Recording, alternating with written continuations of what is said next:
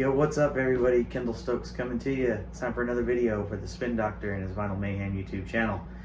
Today is Saturday. It is August something. I don't even know anymore. But today was a kind of a fun day. I have with me my guest. This is my oldest friend in the world. This is Adam, coming to us from Albemarle, North Carolina, up the road a little ways. Adam, again, is my oldest friend. We've known each other since we were knee-high to a grasshopper, as my dad would say. And Adam, he is just starting his record collecting, actually. And so I've mentioned him before. He was with me at Record Store Day at the Record Bar in Wilmington. He hung out with Chad Hovis and David Willett and Jerry Stone. We had a great time out there.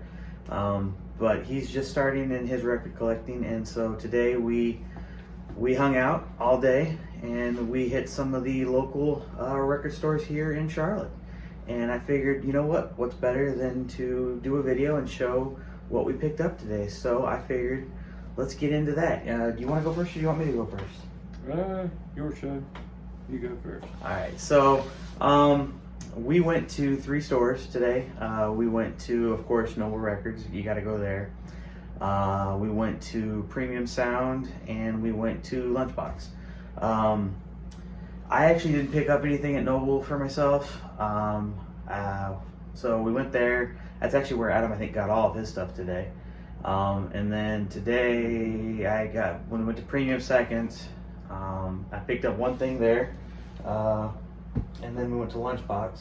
I'm going to save the premium one for last because that's the one I'm probably the most excited about.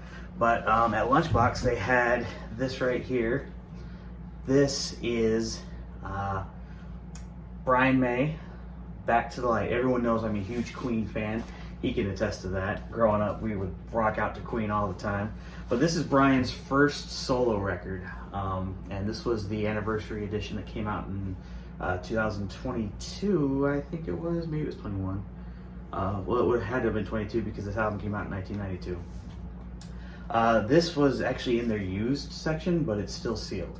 But it was priced like it was used, so I couldn't pass this up. I've been actually wanting to get this for a while and just not doing it. But when I saw that they had it there, I couldn't say no. It's got the hype sticker. It says the classic debut solo album from Queen's Brian May, available for the first time since 1992. Let's see, contains the hits Driven by You, Too Much Love Will Kill You, Back to the Light, Resurrection, and the original recording of Last Horizon on 180 gram heavyweight black vinyl. This is really a great record. I don't think he gets enough credit as, well, honestly, a guitar player, but actually as a vocalist as well. He actually sang some songs for Queen as well as Roger Taylor did as the drummer. But one of the songs on here, Too Much Love Will Kill You, actually Queen recorded, I believe, for their last record, Made in Heaven, which was done and recorded after the death of Freddie Mercury.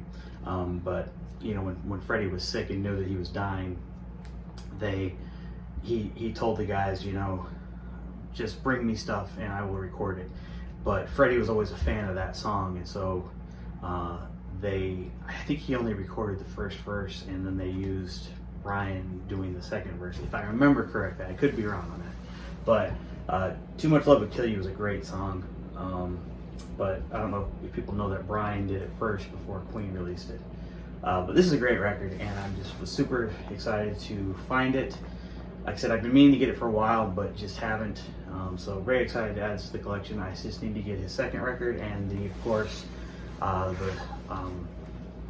the one that just came out, the one he did with Eddie Van Halen. I haven't gotten that one yet either.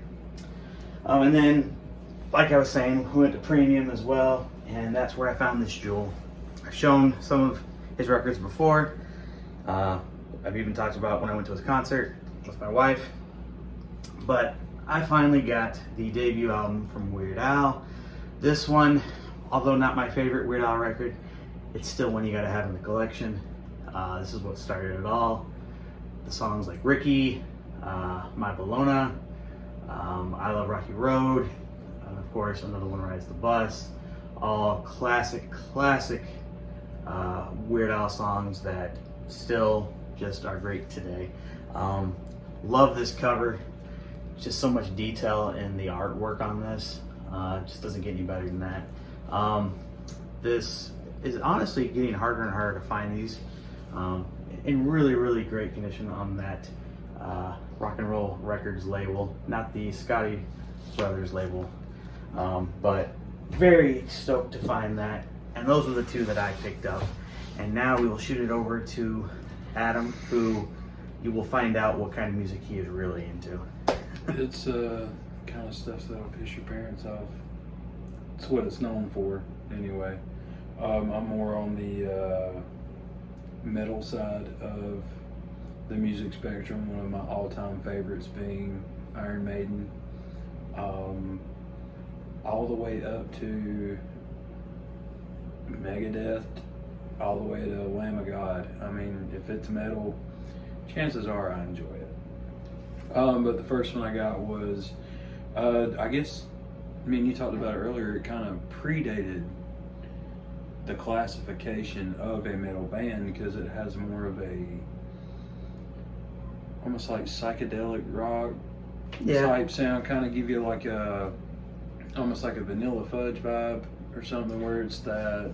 I mean, they definitely started off as a psych band, but then when they changed singers and bass players, well, not bass players, drummers, they became a more of a heavier band, and really, you know, Machine Head was when they really hit hard as a. I mean, I don't call them a heavy metal band, but some would say that they helped start heavy metal for sure.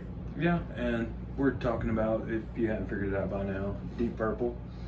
When we rock, and when we roll. And we were listening to it earlier, and it's got like some really killer ones on there, like we were talking about. It's more of a psych rock, you know, type feel in this album. But on side 2, they do have live versions of Woman from Tokyo, Hush, Smoke on the Water, and Highway Star. But the side 1 is Space Truckin', Kentucky Woman, and Hard Road, Wring That Neck, and Burn. Yeah. So, well, yeah, and I think this was actually the first compilation that they ever released. I think. I could be wrong on that. Because it contains, you know, songs from phase 1 of the band and then phase 2. mm-hmm. But yeah, I mean, that's killer stuff right there, man. I mean, because you got the psych versions of the band with like Hush and Kentucky Woman, and then that instrumental I think is awesome on side 1. But then you know Space Truckin', obviously that's pure beginnings of heavy metal right there. And then of course side 2, you know, with Woman from Tokyo and mm-hmm. Smoke on the Water. And then of course Highway Star. I mean, that's where it all starts, because when Ian Gillan just screams. I mean, Smoke on the Water is one of the sickest guitar riffs ever. And I mean, I've heard people do a bluesier style. I've heard people do more of a heavier,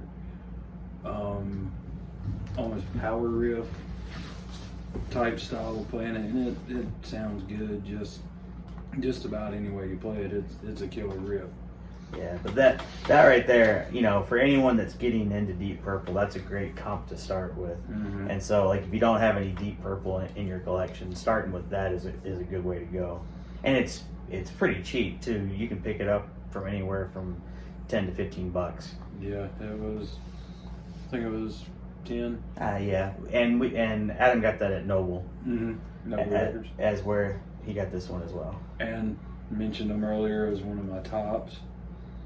Iron Maiden, this is probably my second favorite album by them. Peace of Mind being, with the Bruce Dickinson stuff, Peace of Mind being number 1. Then Power Slave.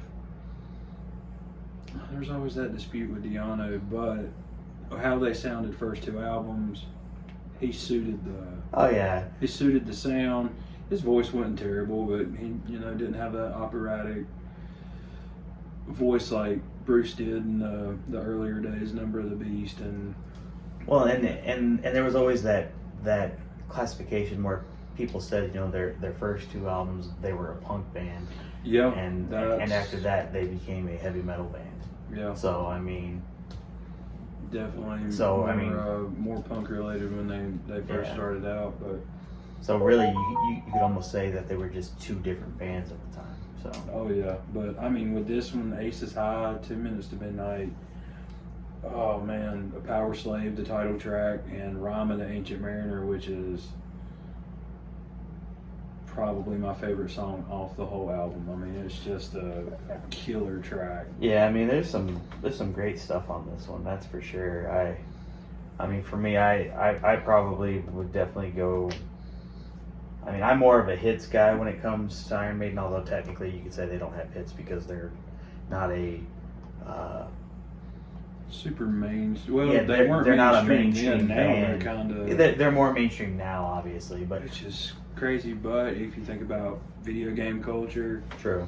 I was first introduced to Iron Maiden at the age of 15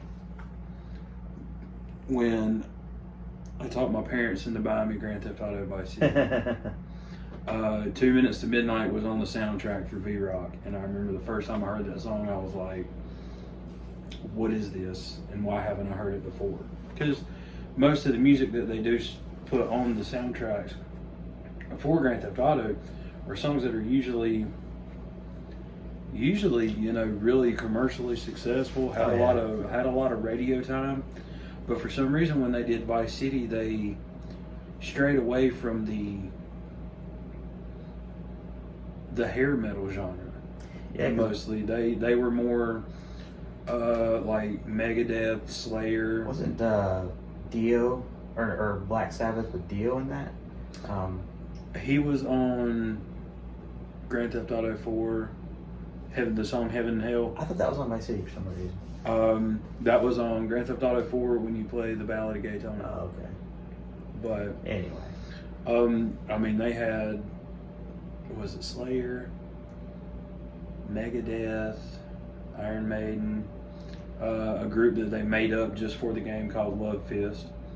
And yes, the name is a childish joke. That's Rockstar Games for you. yeah.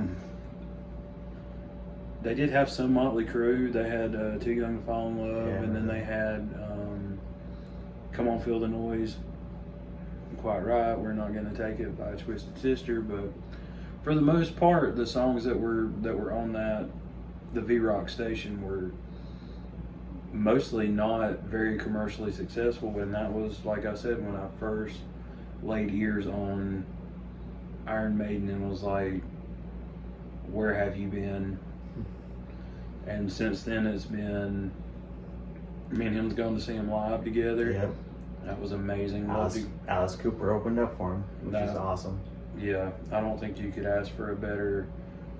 Two-punch bill right there, man. Yeah, because both of those like acts are very theatrical. the visuals as well as the music aspect of it. So Yeah. it's always something going on, something cool happening. So having those two together, it was definitely really fun. cool.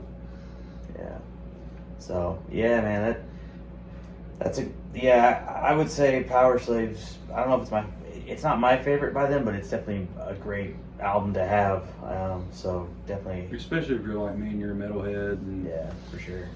each band's got there's certain albums that you just have to have, and for me, this, Power Slave, and Peace of Mind are like absolutely two you got to have if you're old school metalhead, or kind of like me where you're just if the music's good, you're gonna listen to it, and that's how I am as far as metal goes. Yeah. So there's something you probably never thought you'd see: a video where a Weird Al record and an Iron Maiden record is shown in the same. Why'd he never do So, yeah, who knows? But yeah, so that's that was what we did today. We hit some record stores, spent some time hanging out, catching up because we haven't seen each other in a little while. Yes. It's not well. I mean, not on better terms, obviously. Yeah. Adam, growing up together, Adam's been a part of my family basically. So he was obviously at my mom's funeral, but we won't get into all that. So this is the first time that we hung out since then. So anyway, but guys, hope you liked the records we showed. Hope you liked hanging out with us for the 15, 20 minutes that we've been talking. And we will see you next time, or at least I will. Maybe Adam will be around for some more videos the next time he's in town and we do some more record shopping. But rock on, and peace out. Until next time. Leave me a comment, leave me a like and subscribe, and yeah, bye-bye.